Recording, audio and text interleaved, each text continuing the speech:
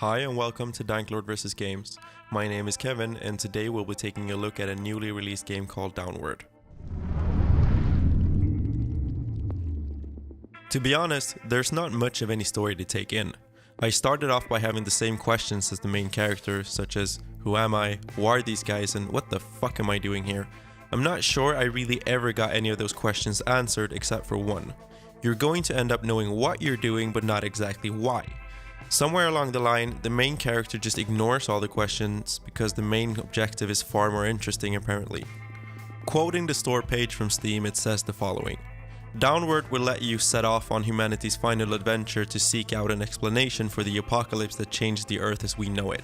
Taking advantage of parkour techniques and the mysterious anomalies, you will traverse astonishing and dangerous ruins of past civilizations, all to find the legendary artifact meant to control the deadly calamities that came to this world. End quote.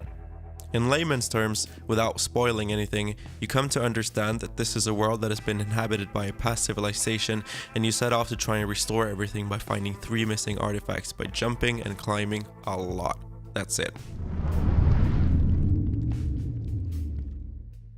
If you like Mirror's Edge, chances are you might come across this game and find something that piques your interest.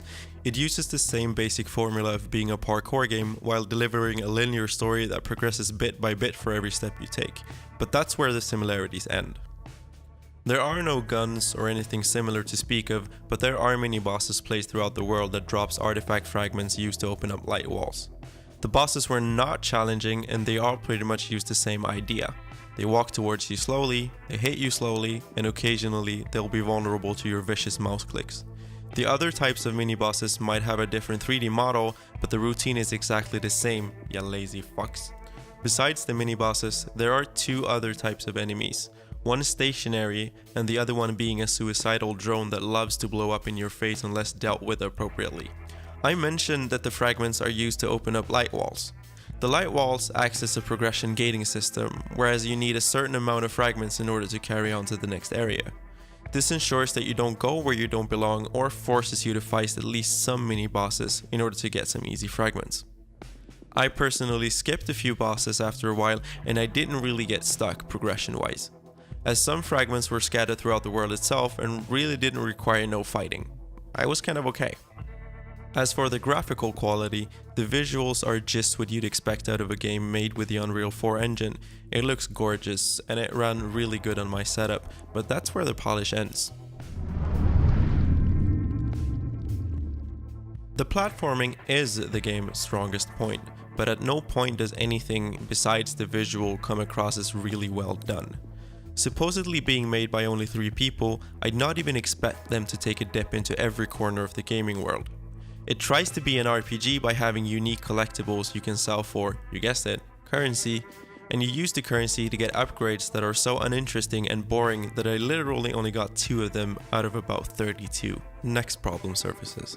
They do give you a warning about progressing to the final boss, and it basically says this: there's no turning back once you enter, and you cannot have any alternative endings. Fine, but with 2 upgrades and everything the game has to offer thrown at you at once, the last boss was probably the hardest thing I've had to deal with playing this game. After about 10 deaths of pure frustration, I had to deal with the boss the only way I knew how. Jeez. To sum things up, less is sometimes more, and I feel like that's something that the developer should at least consider. I don't see why you want that many mechanics with very little sustenance rather than having a few highly polished ones.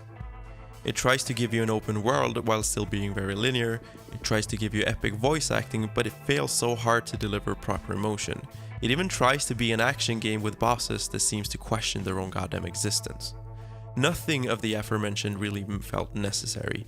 I'd be happiest with proper voice acting and more running and jumping into interesting areas. Everything else just felt redundant. Now, would I recommend this game to anyone but a child? Fuck no. But it's a $10 title, and I didn't really hate my time until the final boss. Fuck you, final boss. I still hate you.